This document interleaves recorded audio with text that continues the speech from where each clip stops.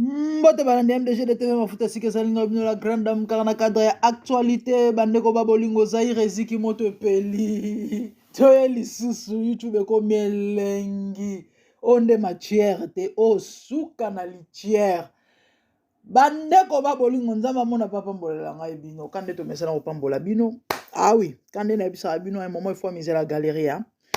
Moi songi moi pilipili moi ndembi moi ai mko épicé et ça là moi bien à matoi et boyebi so yemera ye c'est ya koloba ezali oui vous savez nous on est plus là pour les conseils et nous parlons de tout bandeko Zaire eza rozika na minute nde to solo na bino boye moto ezopela Ariashu azana zemi Ariashu ana zemi doti ba bali mbangu wana ezaki pona zemi bandeko na ngai nayebi te y a beaucoup à dire dans cette histoire par rapport à l'analyse où il faut tout ça là mais bon tout ça l'effort tout le bas l'essentiel na ça l'effort na za molaite kande na mesana mais tout le bas essentiel bandeko boyebi y a même pas est-ce que 2 semaines ekoki depuis la dernière fois tout ça là qui Marc Tabo émission na sala émission te on dit na sala ki te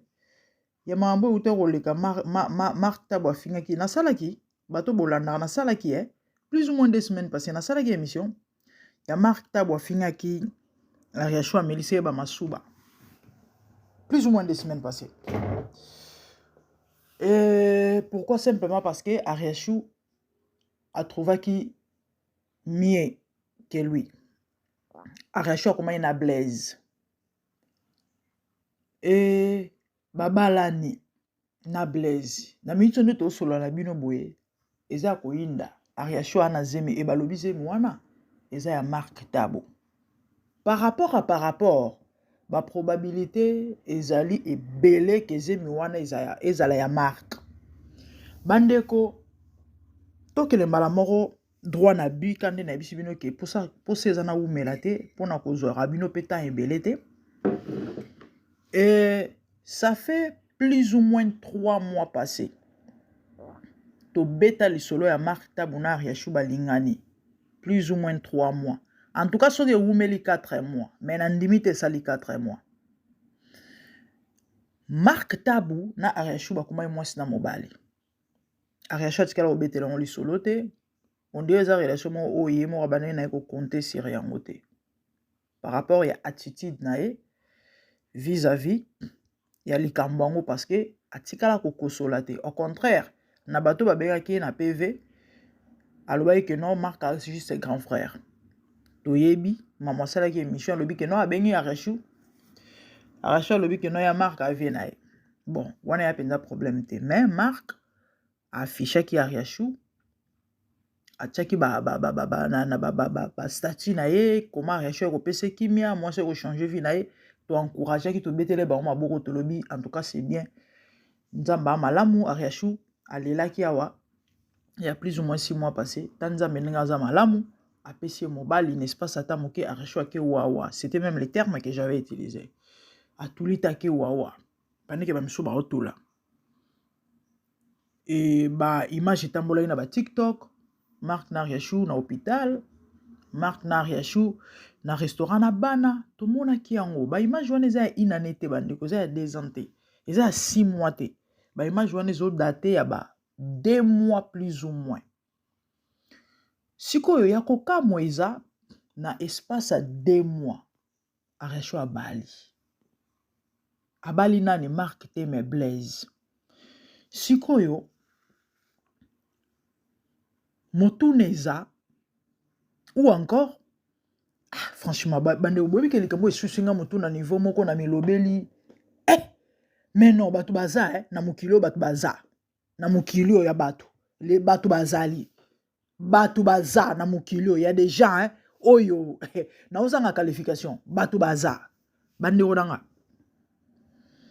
na mituna Blaise ngo mutuna eza normal bande obolimbisanga boyeba pourquoi na poser question parce que Ariashu s'affichait qui na Marc on a babilili na ba image partout na ba réseaux sociaux il y a plus ou moins 2 mois ce qui est belé 3 mois ba image na ba TikTok to sala ki on ba émission OK to zo 3 mois sikoyo Blaise na Ariachou balingani kan po babalana déjà na mission de to beta lisolo ça fait presque 2 semaines depuis Ariachou abali 2 ou 3 semaines siko na omituna na Blaise wana balingani kan basali combien de temps ou soit ti abandaki ko bimana na Marc Tabou c'est kazalaki na déjà na Blaise parce que il paraîtrait le Blaise en question azalaki camarade ya ex ya Ariachou papa bana Ariachou Mike Blaise wana azali camarade na ye donc c'est que Ariachou abandaki ko bimana Blaise bandakala sikoyo soki Ariachou abandaki ko bimana Blaise bandakala avant Marc ou soit pendant que bazalaki na Marc mais le Blaise en question tant azomona Ariachou na Marc Tabou na ba image na ndenge Marc abandaki ko afficher na ndenge mokili abandaki ko ganga quand même un homme réfléchi akokaki quand même ko continuer na Ariachou te ou encore akokaki en fait ezo suisanga mutu na niveau moko donc c'est clair que certainement peut-être bazalaki na na relation te ou soit abandaki ko lia esese nde balobaka na lingala et tant Ariachou a comparé à moni qui était Marc te na se pencher na ngambo Blaise parce que yemo alobaki yango ana bana akobala n'importe qui te na si ba voice boyoka ki na émission na sala ki Ariachou ya suka tanga alobaki Marc aza capable te ya ko matela mwasi pendant ta molai et pour l'espace à 1 mois à matela mwasi pendant 50 fois c'est pratiquement impossible par rapport ya ba état de santé na ye ana problème à lokolo non seulement ça za malade ya pema et bat balanda ba voice wana Ariachou alobaki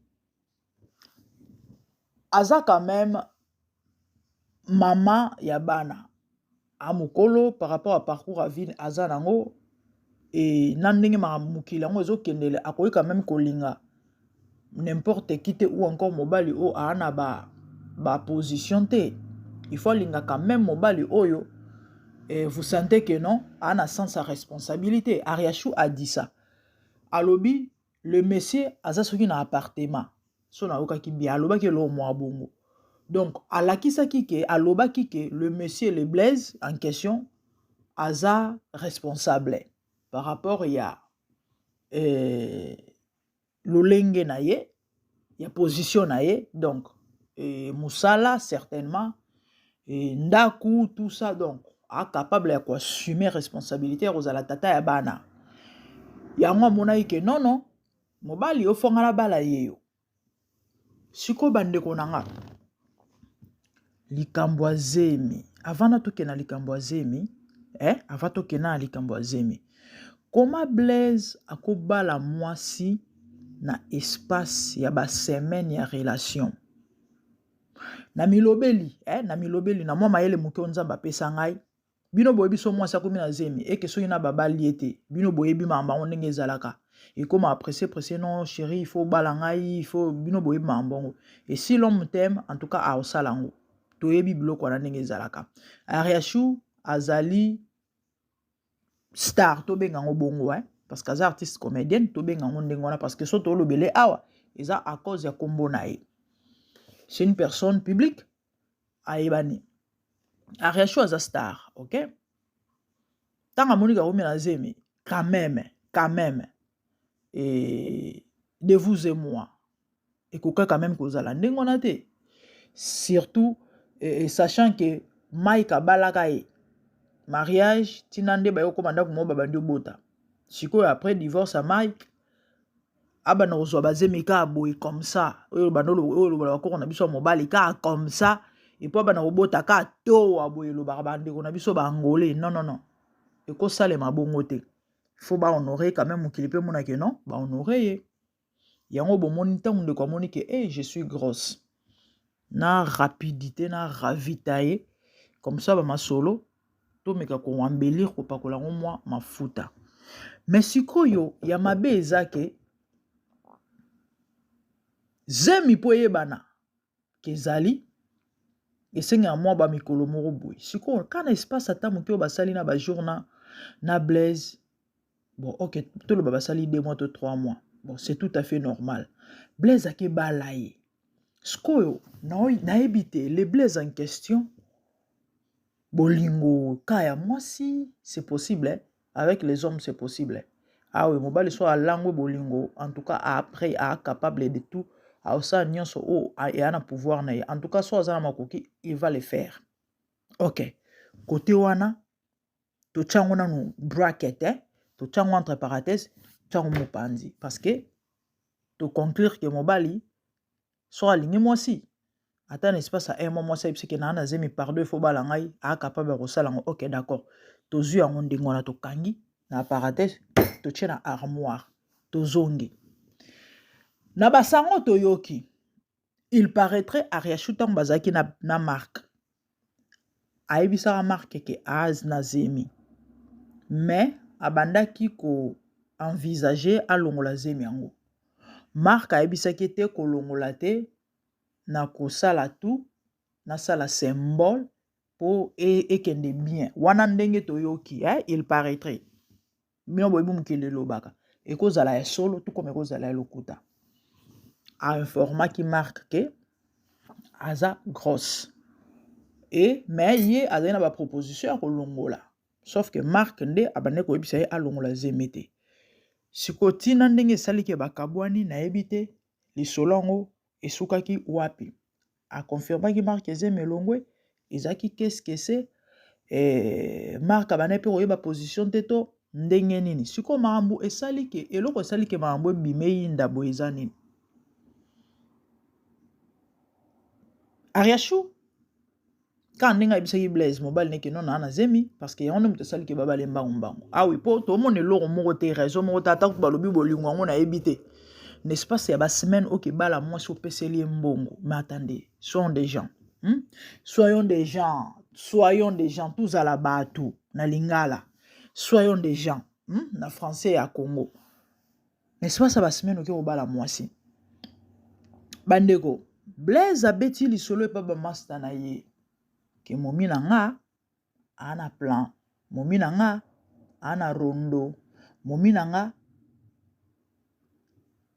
aozela tozozela bebe na biso kasa ndenge epanzanaka epanzani Mark Tabo ayokaka te ayoki mbala moko etike na moto eflashe e petit wana ayebisanga peke ana zemi na bandolinga kuta longola ngo boze mone ozala yango te yangai bomon nde mamono kendele Mark petango ayoki ndenge wana bino boyebi Mark ti déjà mobalo ba voix boka ki ya Mark moto mbongo penta ko réagir ndenge nini ata so ko s'afficher na réseaux sociaux te bengi pe ba oya yeti donc nene ya bandeko moi c'est vol que le combo te ba be so pas à randokie na sisi ko lela mama te mais mama nene ya awuti ko chango na page na ye donc ndenge za boye Mark pas au réclamer en tout cas lobi autika likambo te faut balandela bie bayeba soki zemi wana eza ya yeto ya Blaise parce que ye pa yebi ke ariachwa kendaka na zemi na ye siko na minute ndenge za boye eza ya koyinda soki kaka ariachwa meki kolongola zemi libala ana yokufa Blaise arolobake effectivement c'est que mambozo loba na réseaux sociaux ya solo zemi eza ya Mark Tabo na ebite c'est vraiment qu'il est loba nango et cause apese me nango ya Blaise aligné na moi si na parce que to ça analyse tozo affirmer te tozo confirmer te ba dire mususu mais ce qui est vrai likambo to vandeli eza likambo zemi to beta li solo ya zemi à supposer que zemi ezali ok zemi ezali ya Mark to ya Blaise et cause nango pe ya Blaise quand nde to lo ba ke mobali so aligné moi si en tout cas après tout a capable na nyonso wana ngona makoki ya kosala po sepelisa moi so na to pas l'accès ka aligné a osalango on a zemi balanga malgré un mois relation a osalango c'est possible sikoyo ngana omi lobela soki zemi wana eza ya Mark Tabo, comment Ariachou peut être si bête tina niveau ya kokekosela mutu mususu zemi et puis n'est-ce pas sata moke. En fait, naomona raison te na yebite parce que na meki kosala analyse. Ariachou akokaine pe kolongola zemi parce que moi maman mutu ayeba mokolo zemi, n'est-ce pas? Toloba ngo pe même. Maman mutu ayeba mokolo zemi. Ariachou soki zemi wana eza ya marque ya solo. Nga na omona te pourquoi aokeko c'est la Blaise zemi. Akokai kolongola ngo abandeli vi na ya sika na Blaise ou soit so amona ke non na bota alinga s'engager na Blaise te parce que Naomi Lobela kozwa risque wana personnellement en tout cas nazo na ebité loba kande ba loba ke non kande na ebisi bino ke na mukilo bato bazali lobeza la penza ndengwana lobeza penza ndengwana parce que na lolenge na nga ya réflexion na ya bomoto na nga façon na nazalela na monela makambu na koki jamais ko oser lokona na ko zwa jamais risque wana. Ariachou tanga komi na zemi soki eza ya marque nde ba loba tango Ariachou komi na zemi ndenge balobi ka bande koluka longola zemi wana c'est que certainement peut-être ba contretemps sur temps to sali ke zemi wana bimate parce que na bi na Angleterre awa bon nde na yoka ke bande ko na longola zemi te na vie na nga, je ne le dis pas pona ko sepelisa bato to pona ibisa bato ke nga na mo santu non na parfaité mais en tout cas na mwa ngolu muntu na zo par rapport à ba jeune fille mususu to yebi mutu to azana CV na mutu to azana passé na ye na lobi teke ba fio ba longola ba zemi nga leki ba ona bo santu mais nga nzamba permettant na ete nga na zo zemi na kibo mwana na nga et puis na longola na kanga na zemi na bo mwana te zema liboso na zo eza ya mwana nga liboso donc na yebi nde ba longola zemi te na yoka na masolo inami abetelanga na mboka Angleterre tozali sone tolingo longola zemi et bon pour ton nyonso soit il faut rendez-vous, faut que mon docteur bazui rendez-vous, faut ba booking. Il y a une dame na otanga kombo na été ba robetanga pamba aza musika tena ngai a congolaise aza bazinga zinga na sima sima na nga a sko kande baloba master ya master inami ami moko yanga ya kala moi pe natanga kombo na ezate bon surtout que courir le garapé sauté muto azara master na ye sko ami wana betelanga lisolo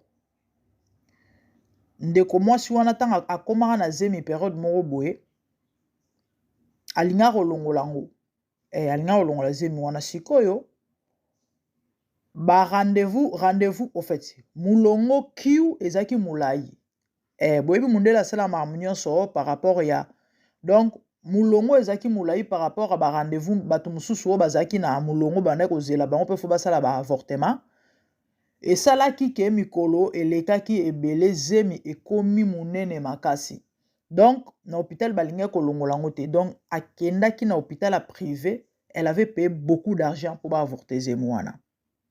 Donc Naomi Lobela certainement peut-être Ariachou ceux qui m'a bango eza ya solo parce qu'il faut tout ça l'analyse. Il faut réfléchir, il faut monter ça la pause. Je trouve mal. J'aime mobile mususu. Ozu mobile mususu. Au monique ozana mobile no oasika mais au bombi quand même j'aime mon époque cela. En fait, personnellement na mon ngoza sensité. Ponanga fallait peut-être que l'on la zemi wana et puis après ozu zemi mususu na mobile ozu zemi mususu na mobile oasika. Oyozui. OK? Ou soit tant on dit que bomba zemi, fallait aussi que la zemi mukolo nango. Donc Naomi Lobela na circonstance wana parce que kozwa risque wana nga mona ngo certainement non se faire comprendre. Donc Naomi Lobela certainement peut-être ne commence à luka ki longola zemi mais ba contre temps sur temps et sali ke zemi e longwate. Bon moni exemple na auto pe sabino ya ndeko mwasi wana. Asui rendez-vous et sali ke mikolo pusani doze mais on dirait comment que au-delà ya ba 4 mois. Moi on longola ngo ezaki souté, azaki obligé à que nous bouquer ko sala ngo na hôpital privé et afutaka mbongo ebele. Yango na milobela certainement Riachou peut-être et ba rendez-vous na ndenge ezalaka médecin zela zonga kende mata kita esalaki ke eumela ezemi mwa balongola ngo susu ezalaki te nde longa na milobela. Donc raison pour laquelle peut-être eze mwana elongwaki te etikalaki. Ah nzamba lola boyebi ke ngambo ngambo makasi siko ntango ozemi moyen ebima wana nga na réfléchir siko ozemi yango ko monene na hôpital mwa balongola yango so eza te siko ozwi okindeli yango kaka biloko wana ezalaki surtout mibali bayebaka na bango te mibali bayebaka na bango te nayebi mosali na nzambe moko awa na mboko naza moyen natanga nkombo eza te parce que ayebani balingani na mwasi nde ezalaka baomolove bino boyebi mpe kaka ndumba bapaster bazalaka nango na baprofete abandi kotumba kaka na ebandeli wana nzoka nde ndeko wana azali na mwa eloko na ye na zemi basali mpe makambo selon ye fourchette ya temps wana mwana mwasi abotelaki en tout cas eleka ye te donc dirait mwasi abotaki neti mwana prématuré donc ba 2 mois en avance mais mwana bima makambo nyonso normal complet bino boyeba na prématuré bazaoka mwa ba kilo ya mwa ndenge mais mwana bima neti na mwa ba 2 mois en avance ekotisa ye mwa esala mpe mwa ba mbutu na libala mais ti lelo baza na bango mais sauf que nakangi mwana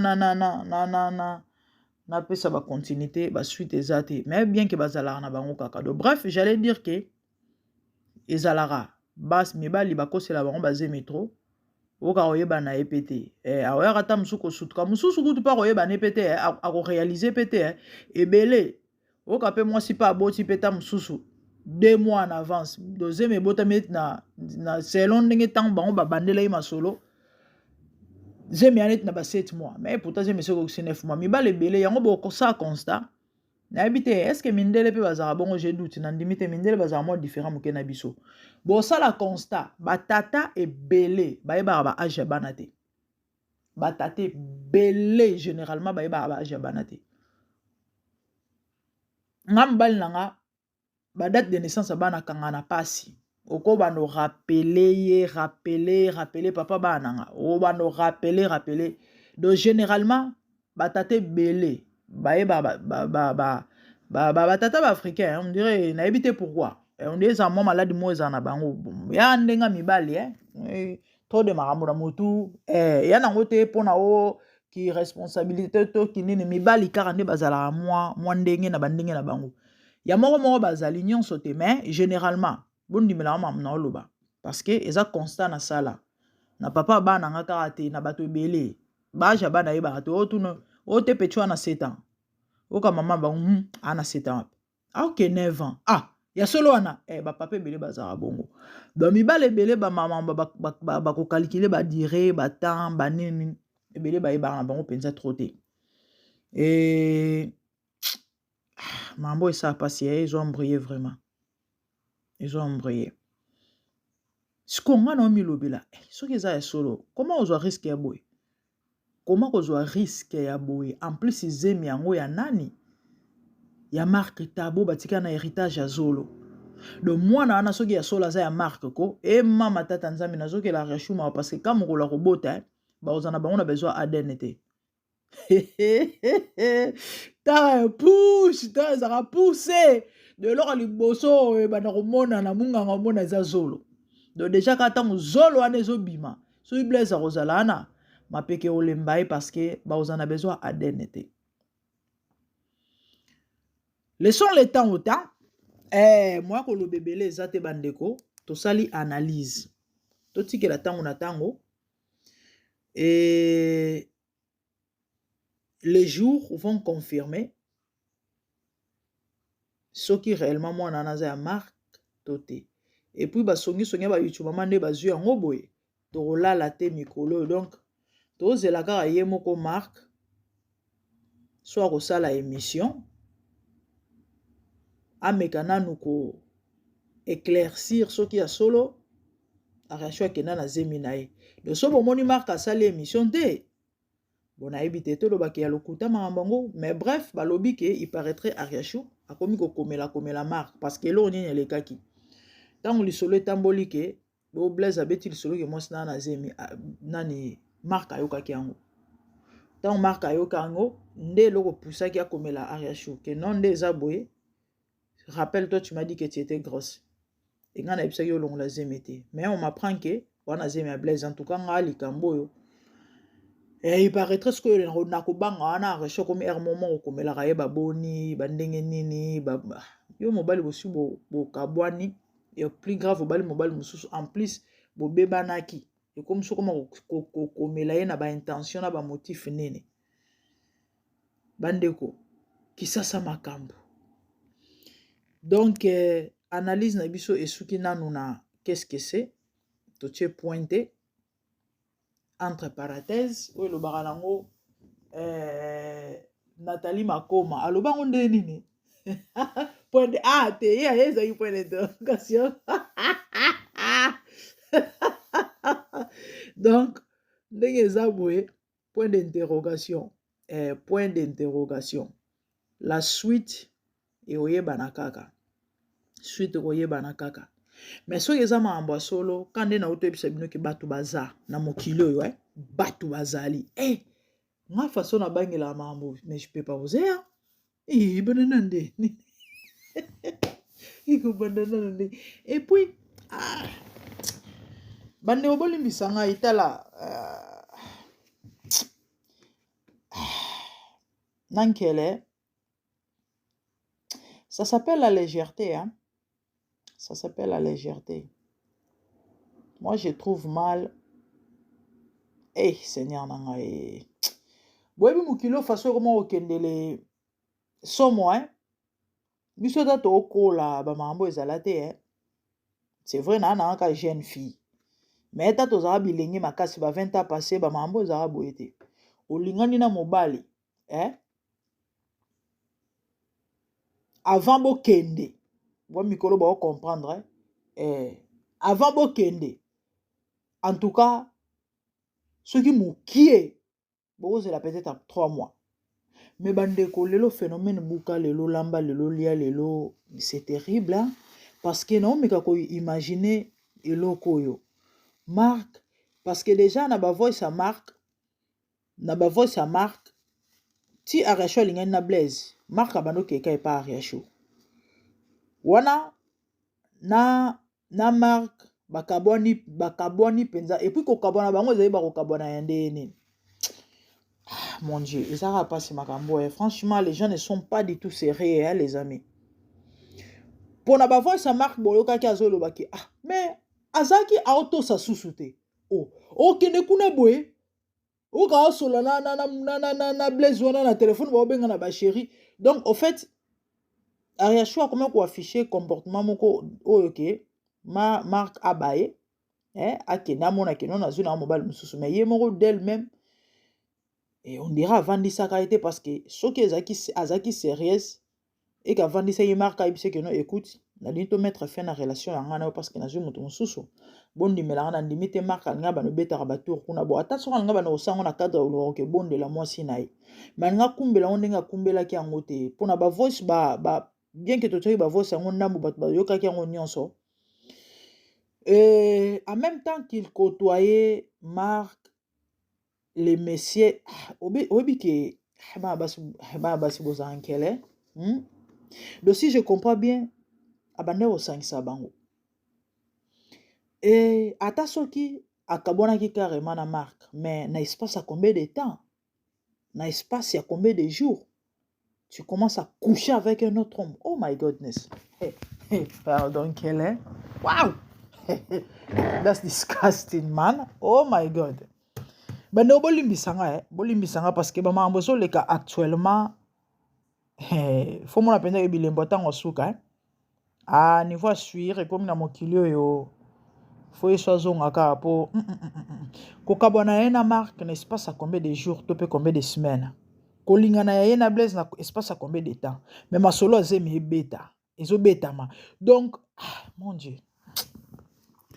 naoki na posa kosanza na bilo na utolia ya kobima pamba bana basi pardon bande wonanga tokomi na biso na suka naokata ntina kokontinue lisolo yango te kande tosuki na point d'interrogation eloba Nathalie Makoma point d'autogogogogation papi mbo magangi quoi en tout cas émission esuki ka ndenge wana totie na point d'interrogation na ba entre parenthèses na ba entre guillemets na ba bengi yango nini o mususu wana classical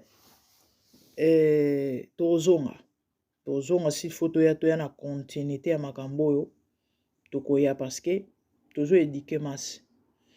Et les filles, s'il vous plaît, soyez sérieuses. Hein? S'il vous plaît, soyez sérieuses. Et bon, mais quand on bongi ça, bah itambole na bino et puis bah maman bozo ko sala kawana. Surtout na maman boza ba relation amoureuse parce que franchement c'est nauséabond. Hein? Quelle makasi babilo aboy. Si c'est la vraie saleté, hein? Très sale. Personnalité exatée. Personnalité exatée. On va vous respecter comment? Abonnez-vous massivement si MDGDT Mafuta Sika. Si c'est votre première fois, moi c'est la grande dame. Tout le monde anime Bala Sima. De bonnes choses à vous. Que le Seigneur vous bénisse. Moi commente, moi like et ça l'ira bien. Surtout activez cloche pour prochainement. Aux joies et notifications.